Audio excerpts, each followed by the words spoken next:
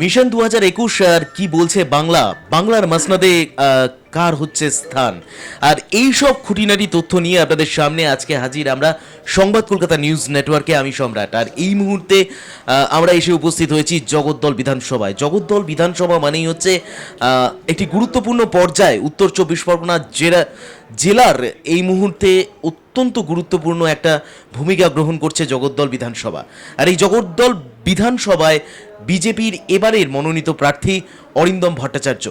আর অরিন্দম ভট্টাচার্য দীর্ঘদিনের একজন লড়াকু রাজনীতিবিদ, যিনি দীর্ঘদিন ধরে রাজনীতির সাথে নিজেকে নিমজ্জিত করে রেখেছেন ওতপ্রোতভাবে। রাজ্য রাজনীতির বুকে উত্তাল বাংলা, আর এই উত্তাল বাংলাকে নিয়ে বাংলার মসনাদে কে বসছেন সেই রায়কে বিবেচনা করার জন্য আজকের এই মিশন 2021 সংবাদ কলকাতার পরিচালনায় আমরা ঘুরছি প্রত্যেকটি বিধানসভায়। আর আপনাদের সাথে রয়েছি আমি সম্রাট, আর এই মুহূর্তে আমরা এসে উপস্থিত হয়েছি জগদ্দল বিধানসভা। অত্যন্ত গুরুত্বপূর্ণ একটি বিধানসভা জগদ্দল বিধানসভা। আর জগদ্দল বিধানসভায় বিজেপি মনোনীত প্রার্থী, এবারের বিজেপি মনোনীত প্রার্থী অরিন্দম ভট্টাচার্য, যিনি শান্তিপুরের বিধায়ক, এবং তার পাশাপাশি আরও একটি পরিচয় যে তিনি দীর্ঘদিন ধরে রাজনীতির সাথে যুক্ত রয়েছেন, রাজনীতির বিভিন্ন পর্যায়ের সাথে যুক্ত রয়েছেন, একজন লড়াকু রাজনীতিবিদ বলা যায়। অরিন্দমবাবু, অনেক অনেক স্বাগত সংবাদ কলকাতায় আপনাকে। নমস্কার। প্রথমত কেমন আছেন? এই ভোটের মানে একদম নির্ঘণ্ট চালু হয়ে যাওয়ার পর শরীর স্বাস্থ্য কেমন আছে যেটা আগে জানার চেষ্টা করব, তারপর রাজনৈতিক প্রসঙ্গ। শরীর স্বাস্থ্য দিনকে দিন আরও ভালো হচ্ছে, কারণ মানুষের চাহিদাটা পূরণ করতে হবে, সেই একটা আলাদা এনার্জি যোগাচ্ছে সাধারণ মানুষ।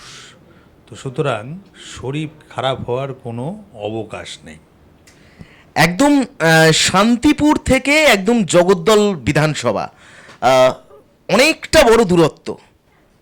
কেন্দ্রীয় কমিটি ভারতীয় জনতা পার্টি, সেইখান থেকে বিজেপি মনোনয়ন, একটা ব্যাপকতর রদবদল দেখা যাচ্ছে। কিভাবে হলো এই পর্যায়টা, যদি একটু আমাদের সাথে শেয়ার করেন বিষয়টা। 2016তেও দূরত্বটা একই ছিল, জগদ্দল থেকে শান্তিপুর, কারণ আমি তো ভোটার জগদ্দলের। তো 2016-এ আমি শান্তিপুর থেকে দাঁড়িয়েছিলাম, জগদ্দলে সুযোগ পাইনি।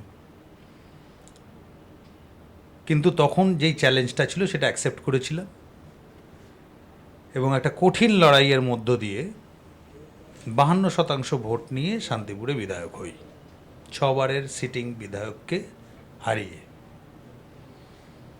তো এইবারে একটা নতুন চ্যালেঞ্জ, কিন্তু সেই চ্যালেঞ্জের সাথে একটা আলাদা আমাদের উৎসাহ আছে, আনন্দ আছে।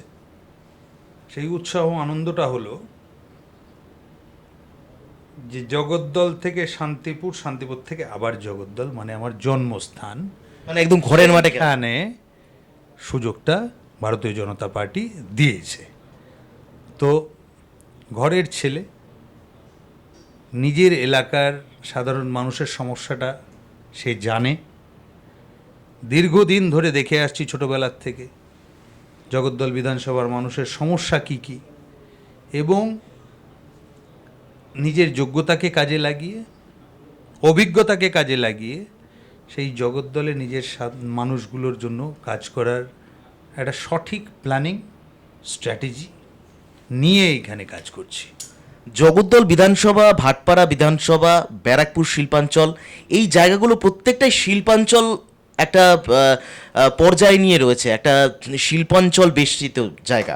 এখানে সব থেকে বড় কথা হচ্ছে যারা শ্রমিক শ্রেণীর বিষয়ে, যারা প্রত্যেক দিন কলকারখানার যারা মানুষ, তাদের একটা অংশের দাবি যে তারা এই রাজনীতির রদবদলের মধ্য দিয়ে যারা এতদিন ধরে সরকার দেখে এসছে, তাদের কাছ থেকেও সেই অর্থে সুযোগ সুবিধা তারা পায়নি, আর তারা অনেকটাই হতাশার মধ্য দিয়ে চলছে। আপনি যেহেতু বিজেপি থেকে মনোনয়ন পেয়েছেন, সেহেতু এবারের পদপ্রার্থী, প্রথম প্রাথমিক দায়িত্ব কি হবে? যেহেতু জগদ্দল আরও একবার শিল্পাঞ্চল ইশারা করছে, ভাটপাড়া শিল্পাঞ্চল ইশারা করছে, প্রাথমিক দায়িত্ব কি থাকবে অরিন্দম ভট্টাচার্য? দেখুন, প্রথমেই বলি, পশ্চিমবাংলায় 45 বছর টু বি প্রেসাইজ। ৪৫ বছর অ্যান্টি ইন্ডাস্ট্রি একটা স্ট্যান্ড সরকার নিয়ে এসছে, এবং তার ফলে ইন্ডাস্ট্রিয়ালাইজেশন হয়নি, এবং তার যে কুফল সেটা পশ্চিমবাংলার সরকারের ইকোনমিক হেলথ, অর্থনৈতিক স্বাস্থ্যের উপরে তার এফেক্টটা বোঝা যায়। যে ৫ লক্ষ কোটি টাকার ডেপ্ট, ঋণ, ৫ লক্ষ কোটি টাকার ঋণ পশ্চিমবাংলার সরকারের উপরে। এবং আর একটা এফেক্ট, যে পশ্চিমবাংলার ভবিষ্যৎ, আগামী প্রজন্ম, তাদের ভবিষ্যৎটা নষ্ট হয়ে গেছে, কর্মসংস্থান নেই। বিভিন্ন ক্ষেত্রে দেখা গেছে এরকম।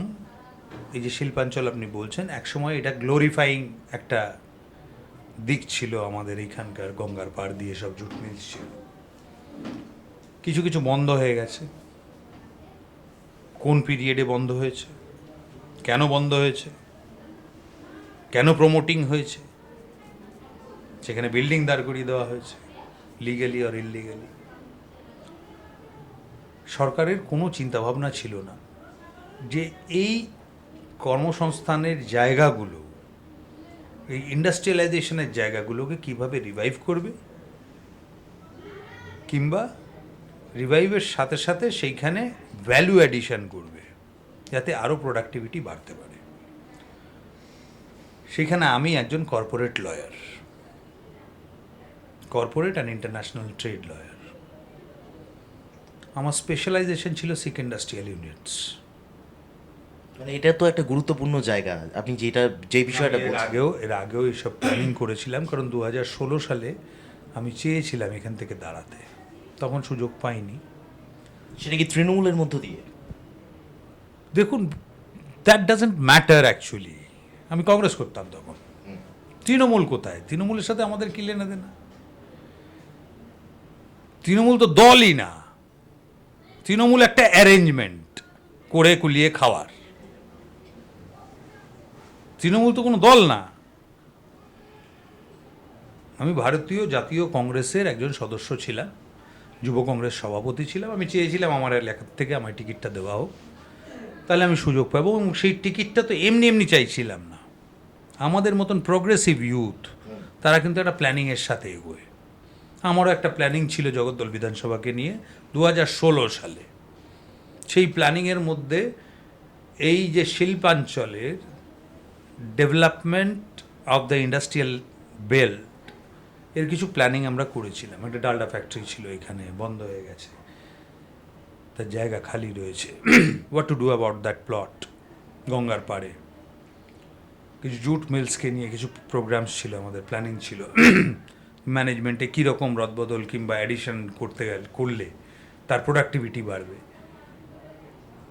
এবং এই চিন্তা ভাবনাগুলো পশ্চিমবাংলার সরকারকেও 2016 থেকে 2021 অবধি যে আমি এমএলএ, বিভিন্ন সময় দেওয়ার চেষ্টা করেছি। কিন্তু এই সরকারের এমন একটা উদাসীনতা, এদের কোনো ভিশন নেই, এরা কিছু করতেই চায় না, খালি ওই তোলাবাজি, পয়সা আসছে পয়সা তোলো। গরিব মানুষের কাছ থেকে যেভাবে হোক পশ্চিমবাংলাকে নিগড়ে এদের নিজেদের পকেট পুড়তে হবে। একটা রিজিওনাল পার্টি, এদের কোনো অস্তিত্ব নেই, কোনো আইডিওলজি নেই। লক্ষ্য একটা, টিকে থাকতে হবে। টিকে থাকতে হলে অর্থ চাই। অর্থ কোথার থেকে আসবে? সাধারণ মানুষের কাছ থেকে। যার জন্য প্রত্যেকটা থানাকে বেঁধে দেওয়া হয়েছে 8 লাখ 10 লাখ প্রত্যেক মাসে দিতে হবে। সেই টাকাটা কোথার থেকে তুলবে ওই সাধারণ না, আমি এখানে একটা ছোট্ট ইন্টারাপ্ট করব। সেটা হচ্ছে যে আপনি যে অ্যানালাইসিসটা করলেন, যেটা ব্যাখ্যাটা দিলেন, এটা অনেকটা উচ্চ পর্যায়ের একটা ব্যাখ্যা। ঠিক আছে, আজকে বর্তমান সময় আপনারা যখন যেই সময় আইনসভার সদস্য উচ্চ পর্যায়ের ব্যাখ্যা দেবে না তো নিম্ন পর্যায়ের ব্যাখ্যা দেবে? না, একদম উচ্চ পর্যায়ের যে বিষয়। আইনসভার সদস্য হওয়ার জন্য এই নির্বাচনটা, সেই আইনসভার সদস্যের কাজ কি? সে পশ্চিমবাংলা কিভাবে চলবে সেই পলিসি তৈরি করবে, আইন তৈরি করবে পশ্চিমবাংলার আইনসভায়। তো সেইখানে তো তার একটা যোগ্যতা থাকতে হবে। একদমই তাই। তার যোগ্যতা থাকতে হবে, তার সেই বুদ্ধি থাকতে হবে, তার এক্সপিরিয়েন্স হতে হবে। তো এই সব কিছু একসাথে মিলে তারপরে না সেখানে যাবে। তো সুতরাং উচ্চ পর্যায়ের কথাই তো হওয়া উচিত। না, এই জায়গায় আমি সেটাই বলছিলাম যে 2016-র সময় যে ভাবনা চিন্তাটা করেছিলেন, আজকে 2021, মনে হয় না কি যে বর্তমান সময়ে আরও আপনার যে উন্নতি হওয়ার কথা ছিল সেই জায়গাটা আরও আরও হ্রাসপতন হয়েছে? সেই জায়গাটা নিয়ে আরও এগোনো দরকার, আরও কিছু ভাবনা চিন্তা ভাবনার দরকার। বেকারত্বের সংখ্যা বেড়েছে, চারিদিকে আন্দোলনের আরও ব্যাপ্তি হয়েছে। নতুনত্ব ভাবনা চিন্তা কি রয়েছে, আরও আরও নতুন ভাবনা চিন্তা কি রয়েছে? দেখুন, প্রথম কথা তো একটা জিনিস বলি, ভারতীয় জনতা পার্টির যে নির্বাচনী ম্যানিফেস্টো ইস্তেহারটা, সেটা যদি পড়েন, যা আমার ভিশন সেটাই কিন্তু আমাদের প্রধানমন্ত্রী নরেন্দ্র মোদীর ভিশন, আত্মনির্ভর ভারত। এবং যেদিন আমি বিজেপি জয়েন করেছিলাম সেদিন কিন্তু আমি বলেছিলাম যে আমিও চাই যে আমার পশ্চিম বাংলা আত্মনির্ভর হোক। আমার আগামী প্রজন্ম, আমার সেই ভাইয়েরা যারা যখন আমাকে এসে বলতো যে দাদা একটা কাজের ব্যবস্থা করে দিন, আমার বাবা খুব অসুস্থ, মা নেই, কিংবা বৃদ্ধ মা, তার ওষুধপত্রের খরচা চালাতে পারছি না, বাবা নেই, সেই মুহূর্তগুলো তখন ওই প্রত্যেকটা দিন আমার মনে হতো যেন আমি মৃত্যুবরণ করি। কারণ একটা আইনসভার সদস্য হয়ে, বিধায়ক হয়ে, যদি আমি আমার নেক্সট জেনারেশনের ভবিষ্যৎটাকে সুরক্ষিত না করতে পারি, তাহলে কিসের জন্য রাজনীতি? ওই কুড়ে কুলিয়ে খাওয়া ব্রিগেডের ভেতরে তো অরিন্দম ভট্টাচার্যের মতন প্রগ্রেসিভ ইউথরা নেই। কিছু ছেলে তো আছে যারা দেওয়ার জন্য এসছে, সেই মন মানসিকতা নিয়ে এসছে রাজনীতিতে, যে কিছু এমন করে যাব যাতে মানুষ হৃদয়ে স্মৃতিতে মনে রাখে। এবং সেইটা সব থেকে বেশি প্রয়োজন, যেটা আমি বারবার বলছি, যে যুব প্রজন্ম, আমাদের নেক্সট জেনারেশন, তাদের জন্য আমরা কতটা করে যেতে পারবো, কতটা তাদের ভবিষ্যৎটাকে সুরক্ষিত করতে পারবো। এবং সেই জায়গায় কিন্তু আমাদের বিজেপির যে ইলেকশন ম্যানিফেস্টো, সেখানেও প্রত্যেকটা পরিবার থেকে একজনের কর্মসংস্থানের কথা বলা হয়েছে। বিজেপির সরকার গঠন হবে, কর্মসংস্থান তৈরি হবে। কোথার থেকে তৈরি হবে? ইন্ডাস্ট্রিয়ালাইজেশন একদিকে, আর একদিকে সরকারি ইন্ডাস্ট্রিয়ালাইজেশন হওয়া মানে সেখানে বেসরকারি কর্মসংস্থান তৈরি হওয়া, আর তার সাথে সাথে ওই ডবল ইঞ্জিন কি সরকার যেটা বলা হচ্ছে স্লোগানের মধ্য দিয়ে, কেন্দ্রের এবং রাজ্যের সরকার, মানে রাজ্য সরকারের এই যে 5 লক্ষ কোটি টাকার ঋণ, সেইখান থেকে একটা সচল অবস্থায় আসবে রাজ্য সরকার, যার দ্বারা এসএসসি প্রত্যেক বছর হবে, টেট শিডিউল্ডে হবে, গ্রুপ ডির ওই লক্ষাধিক ভ্যাকেন্সি ফিল হবে, থানায় থানায় যে রিক্রুটমেন্ট বন্ধ রয়েছে, সিভিক ভলেন্টিয়ার্সদের দিয়ে কাজ করানো হচ্ছে, সেই সিভিক ভলেন্টিয়ার্সদের হয়তো রেগুলারাইজ করে দেওয়া হবে অ্যাজ এ কনস্টেবল আর head constable according to their merit. তো এই যে একটা সার্বিক ডেভেলপমেন্ট, সার্বিক উন্নয়নের একটা প্রপোজাল, এইটা করতে গেলে একটা লম্বা প্ল্যানিং লাগে, যেই প্ল্যানিং তৃণমূল কংগ্রেস পরিচালিত রাজ্য সরকারের কোনোদিনও ছিল না। একটা গুরুত্বপূর্ণ বিষয় নিয়ে আপনি কথা বললেন। আমি আরেকটা বিষয়ে আসি, সেটা হচ্ছে যে রাজনৈতিক নির্ঘণ্ট শুরু হয়ে গেছে। আর সব থেকে বড় কথা হচ্ছে যে আপনি বললেন, যেমনটা বললেন, যে জগদ্দল একদমই আপনার ঘরের কেন্দ্র, ঘরের মাঠ যাকে বলে। মানুষের সাড়া, মানুষের সহযোগিতা কতটা পাচ্ছেন প্রচারে বেরিয়ে? দেখুন, একটা স্বতঃস্ফূর্ততা আছে। দীর্ঘদিন ধরে জগদ্দল বিধানসভা, জগদ্দল কেন্দ্রের প্রার্থী চেয়েছিল। এখানে বিধায়ক ছিলেন বাইরের, ওনার বয়স অনেক ছিল, আসতে পারতেন না, শরীর খারাপ থাকতো, মানুষ তাকে পায়নি গত 10 বছর। এবং সেই না পাওয়ার জন্য যারা তার নাম ভাঙিয়ে এখানে চলতো, তারা এইখানে নিজের মতন করে নিজেদের ফয়দার জন্য কাজবাজ করে গেছেন এবং তাদের সাফার করেছে সাধারণ মানুষ। তো সেইখানে জগদ্দল বিধানসভার মানুষ এমন কাউকে চাইছে যে শিক্ষিত বললেও আমার মনে হয় কম হবে, উচ্চ শিক্ষিত চাই, আমি আমার এলাকার মানুষকে চিনি। আমাদের এখানে শিক্ষার একটা আলাদা মর্যাদা আছে। উচ্চশিক্ষিত এবং অভিজ্ঞ, যে কাজ করতে পারবে, যার কাজ করার মন মানসিকতা, এবং যাকে সবসময় পাবে, এই রকম কাউকে চায়। তো সেই জন্য একটা আলাদা উদ্দীপনা দেখা যাচ্ছে সাধারণ মানুষের ভেতরে। আমি এখনও প্রচারে অনেক পিছিয়ে আছি। 4-5 দিন আগে নাম ডিক্লেয়ার হয়েছে, দেয়াল লেখা শুরু হয়েছে সবে, কিন্তু মানুষের মুখে মুখে একটা প্রচার চলছে।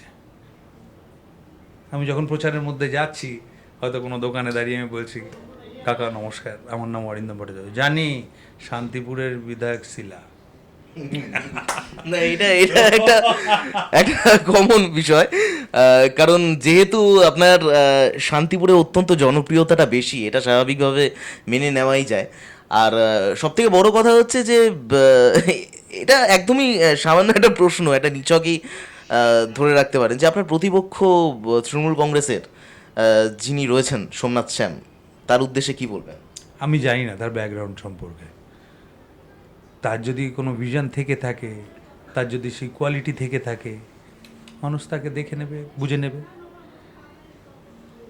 আমি তার সম্পর্কে জানিও না, চিনিও না, কোনো উল্লেখযোগ্য কাজ করেছেন কিনা সেটাও আমি জানি না। যদি করে থাকেন তাহলে সেটা প্রকাশ্যে আনা উচিত। জয়ের বিষয়ে কতটা নিশ্চিত অরিন্দম ভট্টাচার্য? আমি এইটুকু বলতে পারি, জগদ্দল নিজের ছেলেকেই চায়। আর সব থেকে বড় কথা হচ্ছে, আপনি তো বললেন জগদ্দল নিজের ছেলেকেই চায়, কিন্তু এখানে একটা ছোট্ট বিতর্ক তৈরি হয়, যেটা উঠে এসছে আমাদের ক্যামেরায়, আমাদের সংবাদ মাধ্যমের পর্দায় উঠে এসছে কিছুদিন আগেই। যখন প্রার্থী তালিকা ঘোষণা হয়েছিল, তখন একটা বিশৃঙ্খলা দেখা গেছিলো এই জগদ্দলের বুকেই বা বিভিন্ন এলাকায়। এই বিষয়টা আপনার কাছ থেকে একটু জানতে চেষ্টা করব, এই ব্যাপারটা। দেখুন, যে কোনো রাজনৈতিক দলে আমি যে এখান থেকে প্রার্থী হবো, আমি তো টিকিট চাইনি এখানে। কেন যেতে যাব? আমি এক জায়গায় এমএলএ ছিলাম, কিন্তু সেই জায়গায় লিডটা এতটা ছিল, সেখানে ভারতীয় জনতা পার্টি হয়তো ভাবছে যে কোনো দলের কোনো ওয়ার্কারকে, সক্রিয় কর্মীকে দিলে সেই সিটটা বেরিয়ে যাবে। কারণ প্রচুর ভোটে লিড ছিল, আমরা অনেক দিন ধরে সেই জায়গাটা ঠিক করেছিলাম। তো সেইখান থেকে আমাকে এইখানে নিয়ে এসছে, কোথাও প্রয়োজন ছিল হয়তো। আমার এইসব প্ল্যানিংয়ের, যা শিক্ষাগত যোগ্যতার মধ্য দিয়ে অর্জন করেছি কিংবা কাজ করার মধ্য দিয়ে অর্জন করেছি, সেই প্ল্যানিংয়ের হয়তো কোথাও এই এলাকার ডেভেলপমেন্টের জন্য পার্টির মনে হয়েছে যে আমার প্রয়োজন আছে, তো এইখানে নিয়ে এসছে। কিন্তু সেটা তো বাকি কার্যকর্তারা জানতো না। তারা হয়তো 3জন 4জন 5জন তারা একটা প্রিপারেশান নিয়েছে কিছুদিন ধরে, যে আমরা এইখানে দাঁড়াবো কিংবা এখানে কন্টেস্ট করব, সেইভাবে মন মানসিকতা তৈরি করেছিল। তাদের জন্য একটা হঠাৎ করে শখ যে এরকম একজন এমএলএকে দাঁড় করানো হচ্ছে। তো অনেকে হয়তো আবেগ ধরে রাখতে পারেনি। কিন্তু একটা জিনিস, ভারতীয় জনতা পার্টি একটা ডিসিপ্লিন পার্টি। এই জিনিসগুলো দলের মতন করে বিচার করছে, কিন্তু মানুষের ব্যাপার নেই, এতে ইন্টারফেয়ার করেও না, মানে এতে ইন্টারেস্টেডও না। পাবলিক ইন্টারেস্টেড কর্মসংস্থানে, পাবলিক ইন্টারেস্টেড ডেভেলপমেন্টে, পাবলিক ইন্টারেস্টেড সোশ্যাল সিকিউরিটিতে, যেটা দেওয়া হচ্ছে বিধবা ভাতা 3000 টাকা ভারতীয় জনতা পার্টি বলছে। কারণ এর আগেরটা গিমিক ছিল 500 টাকা 1000 টাকা। কী হবে 500 টাকা 1000 টাকা একটা মানুষের সারা মাসে, চিন্তা করে দেখুন। আর তার পেছনেই ছুটে বেড়াচ্ছিল কি, কিন্তু কারণ এতটাই তাদের করুণ পরিস্থিতি যে 500 টাকার জন্যই ছুটছে। আর এই সরকার, এই তৃণমূল কংগ্রেসের পরিচালিত রাজ্য সরকার, এদের কাজ এইটাই। মানুষকে একেবারে বিকলাঙ্গ করে দিয়েছিল পশ্চিমবাংলার। বিকলাঙ্গ করে তারপরে ওই যে ক্র্যাচ হয়, বলছে আমরা ক্র্যাচ ফ্রিতে দিই। জবাবটা তো এইটা দিতে হবে যে বিকলাঙ্গ করলেন কেন আমাদের। আমার ওই 500 টাকার ভাতার জন্য কেন চেয়ে বসে থাকতে হয়, কেন তৃণমূলের নেতাদের পেছনে ঘুরতে হয়।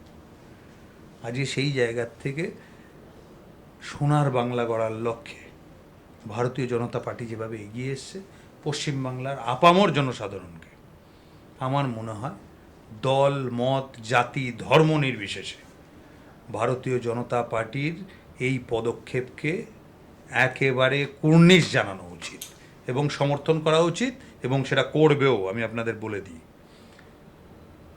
2 মে পশ্চিমবাংলায় ভারতীয় জনতা পার্টির সরকার ফরমেশন হচ্ছে। মানুষ সেই দিনের অপেক্ষা করছে, কেউ কিছু বলছে না। এখানে সাইলেন্ট ভোট হবে, কারণ এদের সন্ত্রাসের একটা ভয়, এদের চোখ রাঙানি, এদের গুন্ডা বাহিনী, ওই কোমরে পিস্তল নিয়ে ঘুরে বেড়ানো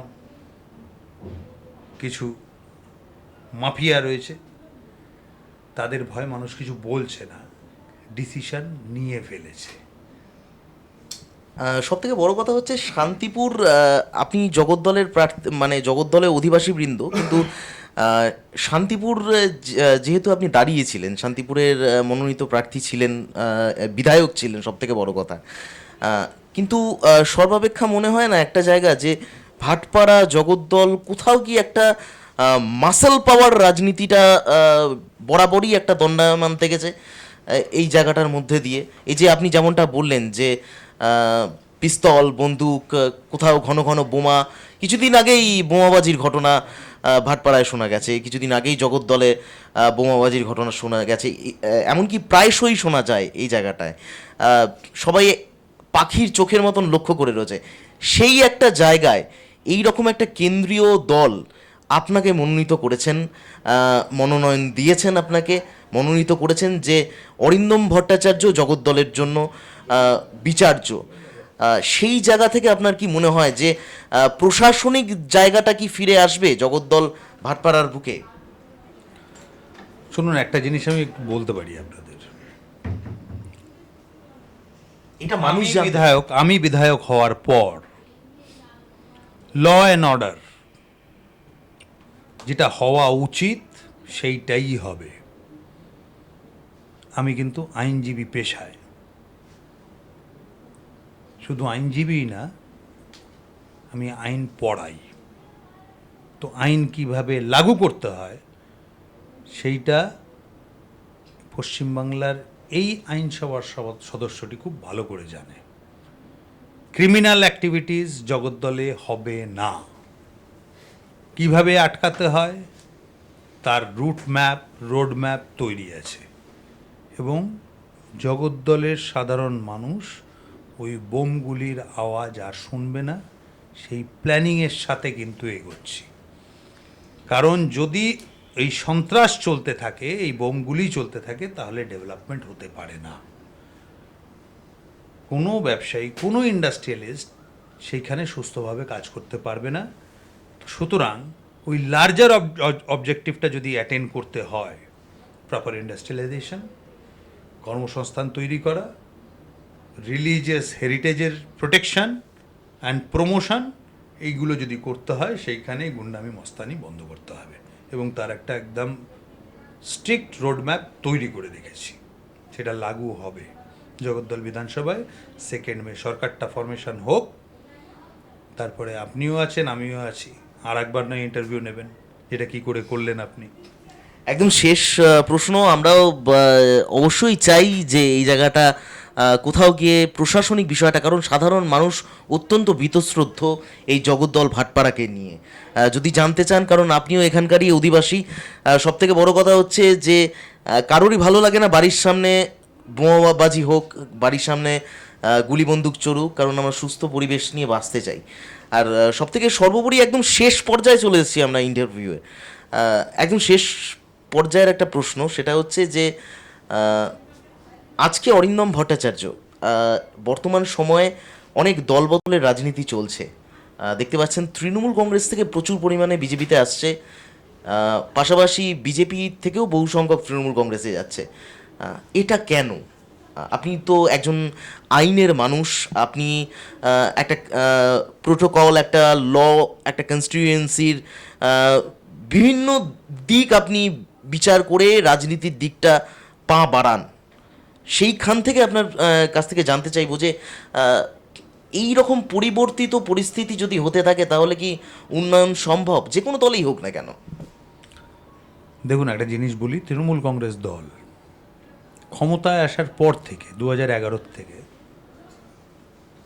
পশ্চিমবাংলায় খালি এই দুর্নীতি, তোলাবাজি এগুলোরই প্রচার প্রসার করেনি। এরা পলিটিক্যাল আইডিওলজি, পলিটিক্যাল মতাদর্শ যাকে বলে, সেইটাই শেষ করে দিয়েছে। পলিটিক্সটাকে কুড়ে কুলিয়ে খাওয়ার একটা জায়গা বানিয়ে দিয়েছে। আর না হলে পলিটিক্সটা ওই জোর করে আপনাকে বাধ্য করা যে আপনি এদেরকে ফলো করুন, আপনার চলতেই হবে এদের পেছনে, যেটা বারবার দেখা গেছে। এই দল ভাঙানোর খেলা তো আগে ছিল না,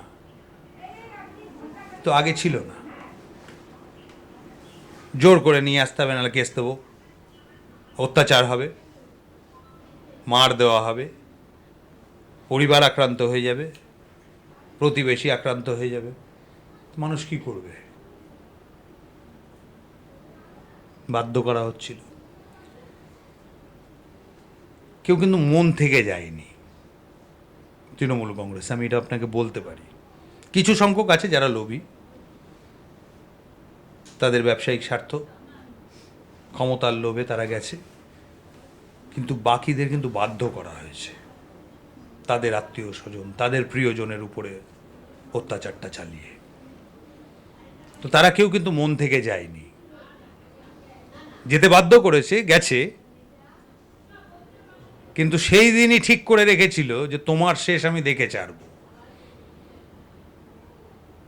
এই কাহানিটার জন্যই কিন্তু আজকে ভারতীয় জনতা পার্টির এই এত উত্থান। মানুষকে এত নির্যাতিত করেছে, এত চাপ দিয়েছে, বাধ্য করেছে তাদের পথে চলার জন্য।